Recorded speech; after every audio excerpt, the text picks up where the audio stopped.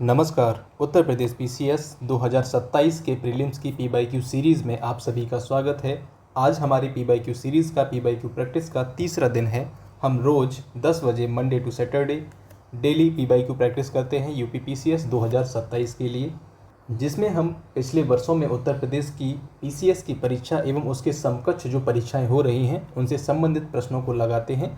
आज हम महात्मा गांधी से संबंधित प्रश्नों को देखेंगे और महात्मा गांधी पर यह हमारा पहला टॉपिक है, पहला वीडियो है। इसके बाद हम एक दो वीडियो और करेंगे जिससे कि क्लास भी ज़्यादा लंबी नहीं होगी और ये टॉपिक भी सारे कवर हो जाएंगे। तो हम तकरीबन 10 क्वेश्चंस को लगाएंगे। तो बिना देर किए आज का हम पहला प्रश्न देखेंगे। गांधी के संदर्भ में निम्न में से कौन सा सही है? ये प्रश्न है, इसके विकल्प हैं यहाँ पर। इनमें से हमें एक सही उत्तर बताना है। पहला विकल्प है बिना मार्क्सवाद के मार्क्सवादी, दूसरा है बिना समाजवाद के समाजवादी, बिना व्यक्तिवाद के व्यक्तिवादी, और चौथा है समाजवादियों में एक व्यक्तिवादी और समाजवादियों में एक मार्क्सवादी।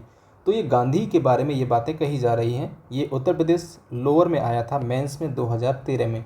अब देखिए, डायरेक्ट प्रश्न पूछने की संभावना बहुत ही कम होती है, लेकिन इससे जुड़ी हुई जो जानकारियां हैं वहाँ से प्रश्न आ सकता है। इसलिए मैंने यहाँ पर ये चीज़ें पहले से लिख कर रखी हैं, जिससे कि आपको जो है अधिक समय इस क्लास में न देना पड़े। तो यहाँ हम सबसे पहले इसको समझते हैं कि इसका उत्तर कौन सा है। इसका उत्तर है ऑप्शन डी। तो यहाँ पर जो है समाजवादियों में एक व्यक्तिवादी क्यों कहा गया गांधी को? तो इसलिए इनको माना गया है क्योंकि गांधी जी जो है समाज में भलाई के लिए सर्वोदय की भावना की बात करते हैं, समानता की बात करते हैं वो।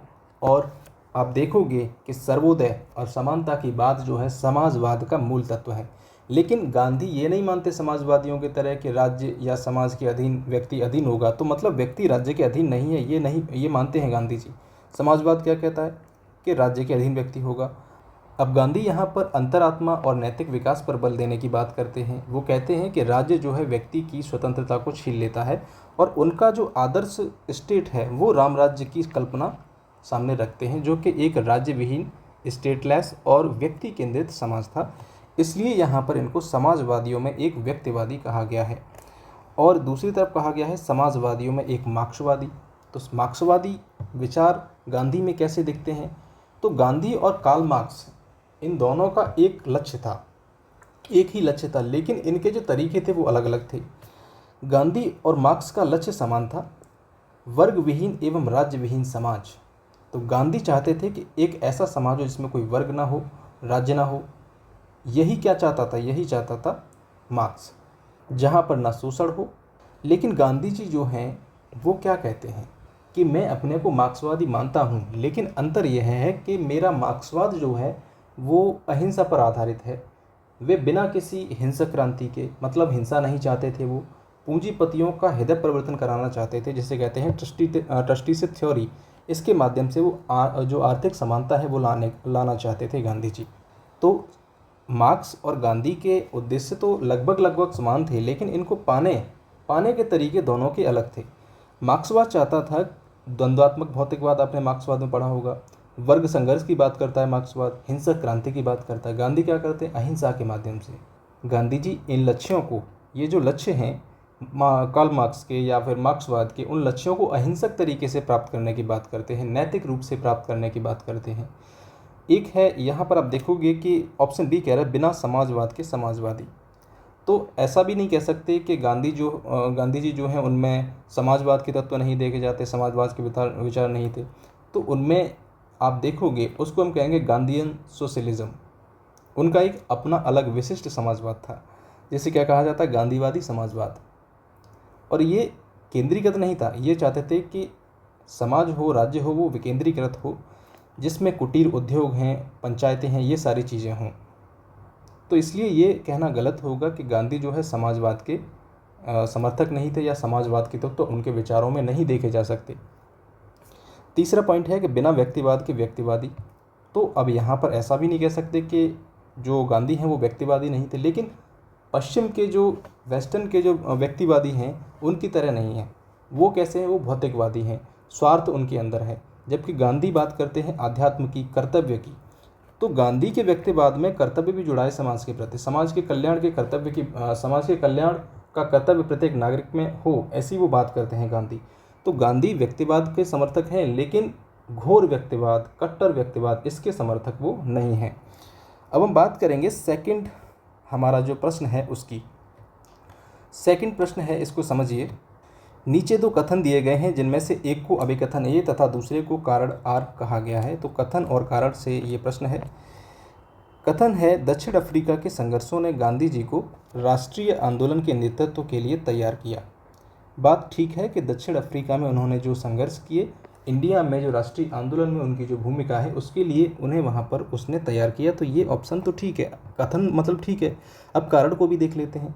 दक्षिण अफ्रीका में भारतीयों के जुझारूपन को देखकर गांधी जी को ये विश्वास हो गया कि भारतीय जनता किसी उद्देश्य के लिए जुझारू संघर्ष और बलिदान के लिए तैयार हो जाएगी।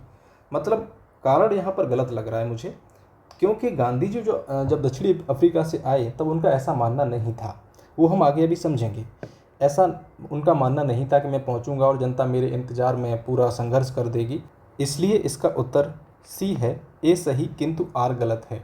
महात्मा गांधी जो है दक्षिण अफ्रीका में 1893 से लेकर 1915 तक वहाँ रहते हैं और वहाँ उन्होंने गांधी जी की जो राजनीतिक प्रयोगशाला जिसे कहा जाता है वो कहा जाता है दक्षिण अफ्रीका को। इसी जगह इन्होंने सत्याग्रह, सविनय अवज्ञा, अहिंसा, इन सब का प्रयोग पहले ही वहाँ पर कर लिया था। वहाँ पर नस्ल भेदी जो संघर्ष है, नस्ल भेद के विरोध में इन्होंने जो संघर्ष किया, जो सत्याग्रह किया, वहाँ पर इन सभी चीज़ों को इन्होंने पहले ही अनुभव कर लिया था। और बाद में 9 जनवरी 1915 को जब भारत आते हैं, इस दिन मनाया जाता है प्रवासी भारतीय दिवस, जिस दिन गांधी जी यहाँ आए थे। तो जब इनके भारत आगमन जब ये आते हैं तो गोखले इनके राजनीतिक गुरु थे। गोखले ने, गोपाल कृष्ण गोखले इनका पूरा नाम है, इन्होंने कहा कि 1 वर्ष तक अपनी आंखें एवं कान खुले रखें, गांधी से कहा, लेकिन अपना जो मुंह है वो बंद रखें। तो ये कथन डायरेक्टली पूछा जा सकता है। ये ऐसा उन्होंने क्यों कहा? क्योंकि भारत की जो जनता है उसकी वास्तविक स्थिति क्या है, उसकी मनोदशा क्या है, पहले उसको समझो आराम से बैठकर, तब कोई जाकर आप कोई काम करना। अब ऐसा नहीं है कि गांधी जी ने जो दक्षिण अफ्रीका में काम किया उससे ये विश्वास हो गया कि इंडिया की जनता उन्हें बहुत फेमस मानती है, तो पूरी जनता नहीं। जबकि चंपारण सत्याग्रह 1917 में हुआ, अहमदाबाद की मिल हड़ताल 1918, खेड़ा सत्याग्रह 1918, इसमें जब ये सफल हुए तो धीरे धीरे ये आम जनता के बीच में अपनी पकड़ बनाने लगे थे महात्मा गांधी। अभी आगे प्रश्न है, गांधी जी ने सेवा धर्म कहाँ अपनाया था? इसका विकल्प है मुंबई, शांति निकेतन, दक्षिण अफ्रीका, पुणे। ये यूपी लोअर में आया है 2015 में मेंस में। तो यहाँ देखिए, इसका सही जवाब है आपका दक्षिण अफ्रीका, साउथ अफ्रीका के अंतर्गत। साउथ अफ्रीका में गांधी जी ने नेटाल इंडियन कांग्रेस की स्थापना 1894 में की। इंडियन ओपिनियन शुरू किया, एक समाचार पत्र वहाँ पर। फिनिक्स आश्रम की स्थापना 1904 में की। टॉलस्टॉय फॉर्म 1910 में उन्होंने स्थापित किया। ये सारी चीज़ें दक्षिण अफ्रीका के अंतर्गत गांधी जी ने स्टार्ट किया था। अब ये बात है सेवा धर्म की बात जो की जा रही है, तो एक पारसी थे रुस्तम जी, इनका चैरिटेबल हॉस्पिटल था, वहाँ पर गांधी जी ने कंपाउंडर के रूप में सेवा प्रदान की। तो हर दिन सुबह सुबह गांधी जी 2 घंटे से अपनी इच्छा से एक कंपाउंडर के रूप में, मेडिकल अटेंडेंट के रूप में वहाँ पर बीमार और ज़रूरतमंदों को अपनी सेवाएं प्रदान करते थे। जैसे उनके घावों पर मरहम पट्टी लगाना, दवाइयाँ देना, ये सब वो काम करते थे। बोअर के युद्ध में उन्होंने योगदान दिया। बोअर का युद्ध जो है ब्रिटिश साम्राज्य और वहाँ के स्थानीय दक्षिण अफ्रीका में, आप देखो कि वहाँ के स्थानीय समुदाय के बीच में युद्ध छिड़ा, स्थानीय लोगों के बीच में, बोअर लोगों के बीच में। तो गांधी जी ने मानवता के नाते एक शुरुआत की इंडियन एम्बुलेंस कॉर्प्स। इसमें 1100 लोग शामिल किए, जिसमें कुछ मतलब बंधक भी थे, कुछ स्वतंत्र हो चुके थे लोग थे। तो 1100 लोग इसमें शामिल थे। इनका काम था घायल ब्रिटिश सैनिकों एवं बोअरों को स्ट्रेचर से उठाना और उन्हें प्राथमिक उपचार देना। इसी क्रम में जब वो इंडिया लौटे तो 1915 में कैसर ए हिंद की उपाधि से ब्रिटिश सरकार ने उनको नवाजा था। यहाँ कैसर होगा, कैसर ए हिंद। एक और घटना है 1904 की। 1904 में आप देखोगे कि प्लेग महामारी फैलती है जोहान्सबर्ग में। वहाँ पर सोने की खदान के पास में भारतीय बस्ती होती है, जहाँ पर न्यूमोनिक प्लेग जिसे कहा जाता है, ब्लैक प्लेग, ये महामारी फैली। तो गांधी जी ने अपनी जान की परवाह किए बिना वहाँ 24 घंटे बीमार भारतीय जो मजदूर थे उनकी नर्सिंग और चिकित्सा की सेवा उन्होंने वहाँ पर की थी। यहाँ पर एक विकल्प है शांति निकेतन। इसकी स्थापना जो है रविंद्रनाथ टैगोर ने की थी। और जब गांधी जी इंडिया लौटे, भारत लौटे, तो साबरमती आश्रम उस समय बना तो नहीं था। साबरमती आश्रम बनने से पहले उनके दक्षिण अफ्रीका के जो फिनिक्स आश्रम के जो साथी थे, छात्र थे, वो अस्थायी रूप से इसी शांति निकेतन में उनको ठहराया गया था। और गांधी जी भी स्वयं यहाँ पर मार्च 1915 में आए थे। पुणे की यहाँ पर बात करें तो पुणे जो है, यहाँ पर थे इनके राजनीतिक गुरु गोपाल कृष्ण गोखले, जहाँ पर इन्होंने सर्वेंट ऑफ इंडिया सोसाइटी की स्थापना करी थी 1905 में। और गांधी को पुणे की यरबदा जेल में रखा गया था, ये बात आपको ध्यान होगी। अगला प्रश्न है, निम्नलिखित में से किसने सत्याग्रह शब्द को गढ़ा? सत्याग्रह शब्द की बात की जा रही है। हरिलाल गांधी, महात्मा गांधी, रामदास गांधी और मणिलाल गांधी। तो इसका सही जवाब है महात्मा गांधी, ऑप्शन बी। तो जब साउथ अफ्रीका में, दक्षिण अफ्रीका में गांधी जी नस्ल भेद प्रतिरोध का जो अपना आंदोलन चला रहे थे, उसको जो है अंग्रेजी शब्द दिया गया पैसिव रेसिस्टेंस, जिसे कहा जाता है निष्क्रिय प्रतिरोध। परंतु गांधी जी जो थे इस शब्द से संतुष्ट नहीं थे। उन्होंने कहा कि ये जो शब्द है पैसिव रेसिस्टेंट, ये बहुत कमज़ोर शब्द है पश्चिम के लिए, हमें एक अपना एक भारतीय जैसा नाम होना चाहिए जो इसको दिया जाना चाहिए। फिर इन्होंने एक प्रतियोगिता चलाई, इंडियन ओपिनियन अपने समाचार पत्र में, और उसमें पाठकों से अपील की कि इस चीज़ के लिए नाम सुझाएं हमें, इस प्रतिरोध के लिए। तो यहाँ उनके भतीजे थे, उनके भतीजे का नाम है मगनलाल गांधी। मगनलाल गांधी ने एक नाम सुझाया सदाग्रह। सदाग्रह गांधी जी को पसंद आया, लेकिन उन्होंने जो है थोड़ा सा मॉडिफिकेशन किया इसमें, और सदाग्रह की जगह उन्होंने सत्याग्रह शब्द, सत्य प्लस आग्रह, सत्याग्रह यानी सत्य के लिए आग्रह करना या फिर सत्य की जो शक्ति है उस पर अपने बने रहना, तो ये उन्होंने नाम चूज़ कर लिया। तो ये महात्मा गांधी ने सत्याग्रह शब्द को गढ़ा था। आगे शब्द आप देखो, प्रश्न देखोगे, भारत में नियोजित विकास का विरोध किसने किया? अब यहाँ पर एक चीज़ आपको मैं बता दूँ कि हरिलाल गांधी कौन है। हरिलाल गांधी जो हैं गांधी जी के सबसे बड़े पुत्र थे, सबसे बड़े पुत्र थे। और इन्होंने जो है शुरुआत आप देखोगे कि इन्होंने अपना धर्म चेंज कर लिया और अपना नाम जो है अब्दुल्ला रख लिया था। बाद में जो है आर्य समाज के माध्यम से ये हिंदू धर्म में वापस लौट आते हैं। और रामदास गांधी जो हैं ये महात्मा गांधी के तीसरे पुत्र थे। और जब महात्मा गांधी की डेथ हुई उसके बाद जो उन्हें मुखाग्नि दी थी वो इन्हीं रामदास गांधी ने दी थी। मणिलाल गांधी जो हैं ये इनके दूसरे बेटे हैं। अगला प्रश्न हमने देखा कि भारत में नियोजित विकास का विरोध किसने किया, मतलब प्लान्ड डेवलपमेंट की अवधारणा जो है इसका विरोध किसने किया? विकल्प है महात्मा गांधी, जवाहरलाल नेहरू, इंदिरा गांधी, राजीव गांधी। इसका सही जवाब है महात्मा गांधी, ऑप्शन ए। तो हमारे देश में स्वतंत्रता के बाद में जो विकास का मॉडल अपनाया वो कौन सा था? नियोजित विकास, प्लान्ड डेवलपमेंट, जो रसिया से संबंधित था, उसके केंद्रीकृत जो मॉडल है उससे प्रभावित था। लेकिन गांधी इसके प्रखर विरोधी थे। गांधी जी मशीनीकरण की बजाय मानव श्रम को प्राथमिकता देते थे। और गांधी जी का मानना था कि बड़े पैमाने पर जब मशीनीकरण होगी तो भारत में जो श्रम प्रधान देश है उसमें बेरोजगारी और गरीबी बढ़ेगी, तो इसलिए वो मशीनों को प्राथमिकता नहीं देते थे। वो बात करते थे ग्राम स्वराज की, जिसमें विकास जो होना चाहिए, विकास का स्तर जो होना चाहिए वो बॉटम टू टॉप होना चाहिए, बॉटम टू टॉप होना चाहिए। और आर्थिक विकेंद्रीकरण की बात करते थे। उनका मानना था कि विकास का मॉडल कैसा होना चाहिए? बॉटम टू टॉप होना चाहिए। कुटीर उद्योग की बात करते थे और हथकरघा की बात करते थे। वो ये बात क्यों करते थे? वो ताकि ग्रामीण स्तर पर ही सभी को रोजगार मिल सके और शहरों की ओर जो पलायन होता है वो लोगों का रुक सके। अगला प्रश्न है, गांधी के नाम के पहले महात्मा जोड़ा गया। विकल्प हैं आपके, ऑप्शन ए चंपारण सत्याग्रह के दौरान, रॉलेट एक्ट के विरुद्ध सत्याग्रह के दौरान 1919 ईस्वी में भारतीय राष्ट्रीय कांग्रेस के अमृतसर अधिवेशन में, खिलाफत आंदोलन के आरंभ के समय। तो गांधी के नाम के पहले महात्मा कब लगाया गया, किसने लगाया?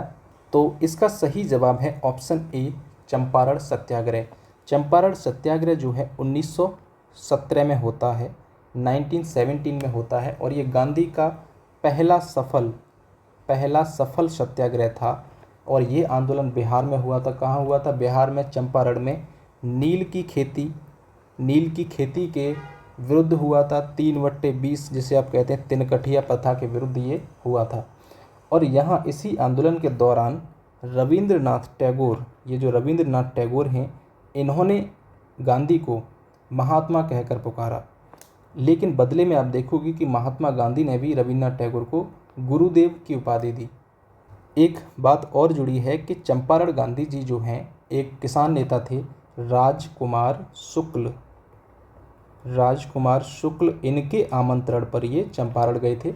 इन्होंने जो है 1916 में कांग्रेस के लखनऊ अधिवेशन में गांधी जी से कहा था कि आप चंपारण आइए, और उसके बाद गांधी जी जो हैं राजकुमार शुक्ल के आमंत्रण पर चंपारण पहुंचे थे।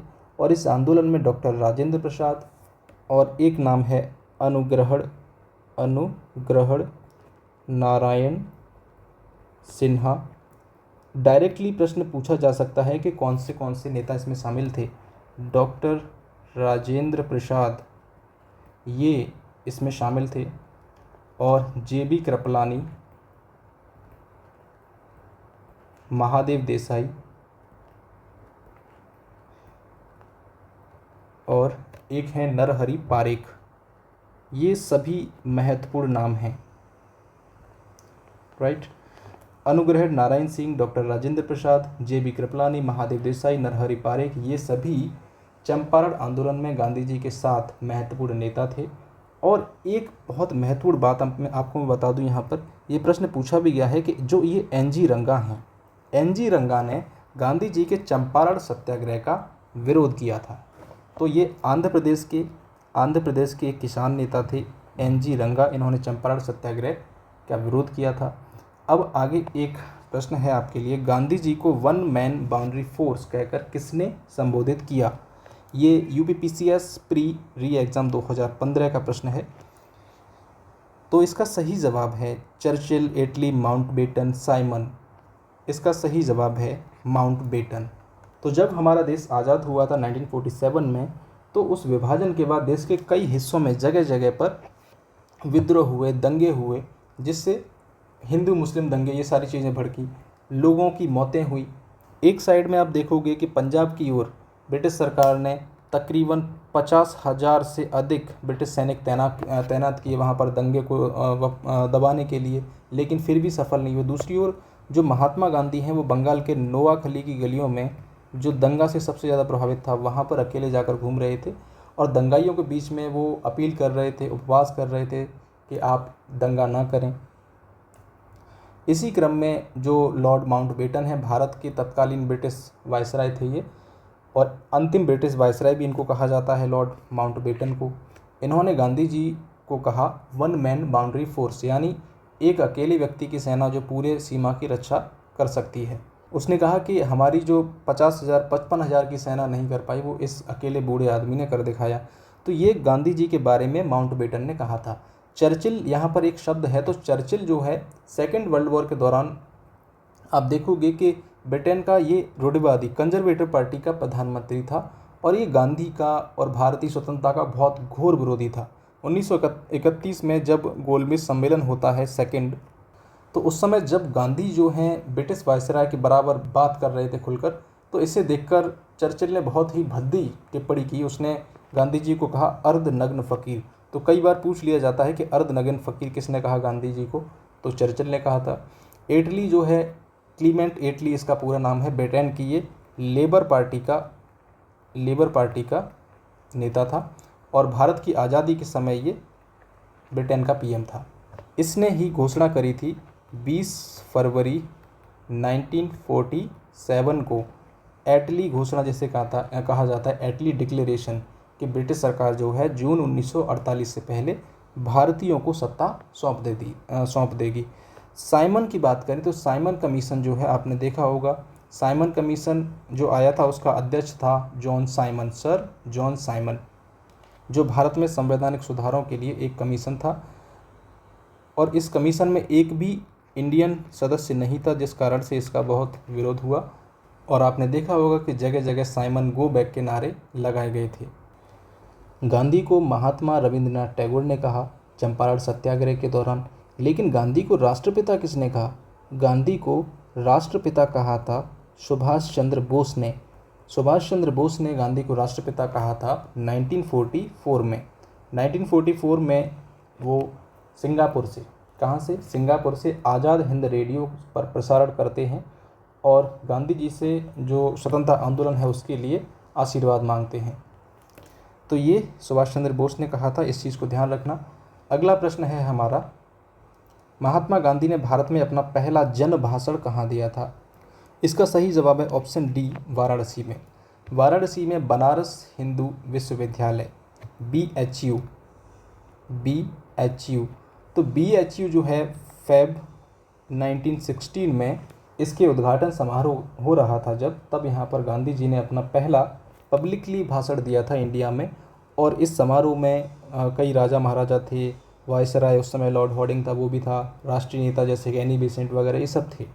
और गांधी जी ने अपने इसी मंच से बैठकर खड़े होकर लोगों से कहा कि जब तक भारत के अमीर लोग अपने आभूषणों को त्याग कर देश के गरीब भाइयों की भलाई में नहीं लगाते तब तक भारत की मुक्ति संभव नहीं है। अब इससे जो मंच पर बैठे जो अमीर लोग थे, राजा थे, महाराज थे, उनको बहुत बुरा लगा। कुछ लोग तो उसमें से उठ के भाग गए। तो ये गांधी जी ने अपना पहला जनभाषण जो है वाराणसी के अंतर्गत जब BHU की स्थापना हो रही थी, उद्घाटन समारोह हो रहा था, उस समय दिया था। और एक और बात मैं आपको बता दूं कि जब गांधी जी दक्षिण अफ्रीका से लौटे 9 जनवरी 1915 को, तो उनका पहला जो स्वागत है वो बम्बई में ही हुआ था, अपोलो बंदरगाह पर। कहाँ पर? अपोलो बंदरगाह। लेकिन इस स्वागत के दौरान उन्होंने यहाँ पर कोई जन भाषण वगैरह नहीं दिया था। और एक बात की गई है यहाँ पर लखनऊ की, तो लखनऊ जो है दिसंबर 1916 में लखनऊ अधिवेशन में गांधी जी सम्मिलित होते हैं। यहीं पर जो राजकुमार शुक्ल हैं चंपारण आने का आमंत्रण देते हैं तिनकठिया प्रथा के खिलाफ आंदोलन के लिए। और चंपारण के बारे में हमने अभी बात करी ली। अगला है चंपारणीय कृषि जांच समिति। तो चंपारण में तिनकठिया पद्धति के खिलाफ जो आंदोलन हुआ, जो सत्याग्रह हुआ, उसके बाद एक जांच समिति बनती है। उसका सदस्य निम्नलिखित में से कौन नहीं था? तो जो सदस्य नहीं था उसको हमें बताना है। इसका सही जवाब क्या होगा? इसका सही जवाब होगा ऑप्शन सी, अनुग्रह नारायण। आपने देखा होगा कि आप सोचोगे कि अभी हमने अनुग्रह नारायण को तो देखा था कि चंपारण के आंदोलन में वो शामिल थे, लेकिन यहाँ पर समिति में क्यों नहीं है? तो देखिए, इस समिति के बारे में समझिए। चंपारण सत्याग्रह जो है, इसकी सफलता के बाद बिहार के जो तत्कालीन उपराज्यपाल थे, सर एडवर्ड गेट नाम था उनका। क्या नाम था? गेट नाम याद रखिए, सर एडवर्ड गेट। इन्होंने एक कमेटी बनाई जिसमें नील किसान जो थे, उन किसानों की शिकायत की जांच के लिए एक आधिकारिक रूप से हाई कमीशन बनाया गया था, उसकी घोषणा करी गई थी। तो उसके अध्यक्ष बनाया गया था FG स्लाई को। FG स्लाई जो विकल्प पहला है। इसका सचिव बनाया गया था MEL टेनर को। इसके प्रमुख सदस्य थे महात्मा गांधी, जो किसानों के एकमात्र प्रतिनिधि थे। तो ये बात याद रखना, किसानों की ओर से एकमात्र प्रतिनिधि इस समिति में महात्मा गांधी थे। DJ रीड, यूरोपीय बागान मालिकों का ये प्रतिनिधि था इस समिति में। LC Adami, government officer. Raja Harihar Prasad Narayan Singh, स्थानीय जमींदारों के प्रतिनिधि थे इस समिति में। G रैनी, ये भी गवर्नमेंट ऑफिसर थे। और बाद में इस समिति की सिफारिश के आधार पर 1918 में एक अधिनियम बनाया जाता है, चंपारण कृषि अधिनियम, जिसके तहत जो तिनकठिया पद्धति है 3/20, खेती के 3/20 भाग पर नील की खेती जो ज़बरदस्ती किसानों से करवाई जाती थी, उसको समाप्त कर दिया जाता है। तो ये इनका जो सत्याग्रह है गांधी जी का, यहाँ पर पूरी तरीके से सफल हो जाता है। अगला प्रश्न है, भारतीय इतिहास के संदर्भ में वाइकोम सत्याग्रह के संबंध में निम्नलिखित कथनों में से कौन सा या से सही है? तो यह अस्पृश्यता और जातिगत भेदभाव के विरुद्ध एक सत्याग्रह था। पहला विकल्प सही है। महात्मा गांधी ने इस सत्याग्रह में भाग लिया, ये भी सही है। तो यहाँ पर ऑप्शन सी 1 और 2 दोनों सही हैं। 1923-24 की बात है। केरल के अंतर्गत दो जनजातियाँ एजावा और पोलाया, ये मुख्यतः 2 जनजातियाँ थीं। तो इनको जो है एक शिव मंदिर था, उसमें नहीं जाने दिया जाता था। उसके चारों मार्ग पर जो चारों सड़कें हैं, वहाँ पर चलने पर इनका पूरा प्रतिबंध था। छुआछूत, जातिगत उत्पीड़न, सामाजिक भेदभाव, ये सब इनके साथ में होता था, जिसके खिलाफ यहाँ आंदोलन हुआ। और ये आंदोलन की शुरुआत इन्होंने, गांधी जी ने नहीं की, यहाँ के ही स्थानीय जो नेता थे के कलप्पन टी के माधवन। बाद में जब गांधी जी के आंदोलन होंगे तब आप देखोगे कि यही नेता उसमें भी शामिल थे, और केशव मेनन, ये सब थे। इन्होंने शुरू किया। शुरुआत में गांधी जी ने अपना समर्थन दिया, लेकिन प्रत्यक्ष रूप से वो शामिल नहीं हुए। 1925 में महात्मा गांधी जब जाते हैं, जब आंदोलन वहाँ पर लंबा खिंच जाता है, स्वयं वहाँ पर वाइकोम पहुँचते हैं, और वहाँ त्रावणकोर की जो महारानी है, केरल के अंतर्गत ये त्रावणकोर में हुआ था, त्रावणकोर की महारानी से मुलाकात की, और जो सनातनी हिंदू थे, रूढ़िवादी लोग थे, उनसे लंबी वार्ता चली। इसके बाद एक बीच का रास्ता निकाला गया और समझौता हुआ, जिसके तहत मंदिर का जो 3 ओर का मार्ग था, 3 ओर के मार्ग निचली जो जातियाँ थी, जो उस समय ये मांग कर रही थी, उनके लिए खोल दिए गए थे। तो एक और यहाँ पर आप देखोगे कि यहाँ वाइकॉम का वीर किसे कहा गया है, तो तमिलनाडु के प्रसिद्ध समाज सुधारक हैं ईवी रामास्वामी नायकर पेरियार। तो इनको जो है वाइकॉम का वीर कहा गया है। इस आंदोलन में ये वाइकॉम आए थे नेतृत्व करने के लिए। और एक और हैं यहाँ पर नारायण गुरु जो हैं समाज सुधारक हैं केरल के। इन्होंने कहा था मानव के लिए एक जाति, एक धर्म, एक ईश्वर, इसका नारा दिया था। इन्होंने भी वाइकॉम सत्याग्रह का समर्थन किया था, और अपने आश्रम के जो इनके स्वयंसेवक थे उनको भी भेजा था। तो आज की इस क्लास में हमने 10 PYQ को अटैम्प्ट किया, जो कि पिछली तमाम परीक्षा में पूछे गए हैं। अब आप सोचोगे कि इस वीडियो का, इस क्लास का PDF आपको मिल जाए तो बहुत अच्छा होगा। तो इस क्लास का PDF आप IndoGS क्लासेस के टेलीग्राम चैनल से डाउनलोड कर सकते हैं। अगर आपको वहाँ नहीं मिलता है तो आप Day 3 UPPCS PYQ series class PDF search करके डाउनलोड कर सकते हैं। और यदि आपको टेलीग्राम चैनल नहीं मिल रहा है IndoGS क्लास के नाम से, तो आप इस QR कोड को स्कैन कर डायरेक्ट आप टेलीग्राम का ये जो हमारा चैनल है वहाँ तक पहुँच जाएंगे। धन्यवाद। यहाँ तक मेरे साथ बने रहने के लिए आपका बहुत बहुत शुक्रिया। अगर आप यहाँ तक मेरे साथ हैं तो मुझे पता है कि आप अपने एग्ज़ाम के लिए बहुत सीरियस हैं, और मैं ये चीज़ वायदे के साथ में कह सकता हूँ कि आप 2027 में जो एग्ज़ाम होगा, अगर इसी तरीके से डेली 10 से 15 PYQ लगाते रहे तो आप उसमें बहुत अच्छा प्रदर्शन करेंगे। आपने जितने भी पिछली बार अटैम्प्ट दिए हैं उन सबसे बढ़िया प्रदर्शन आप करने वाले हो। मैं देखिए, हर कोचिंग कहती है कि हम टॉप करा देंगे, ये करा देंगे, मैं ये चीज़ नहीं कह रहा। हम अपनी तरफ से पूरी की पूरी कोशिश करेंगे कि हम इस एग्ज़ाम को कैसे भी करके क्लियर करना ही करना है 2027 में। तो कोशिश हम करते रहेंगे और आप भी करते रहिए। अगर आप ये रोज़ सीरीज करना चाहते हैं तो आप हमसे जुड़ सकते हैं इस चैनल को सब्सक्राइब करके। साथ ही इस वीडियो को लाइक और शेयर करना नहीं भूलना। मिलते हैं कल आपसे अगले टॉपिक में नए PYQ के साथ में।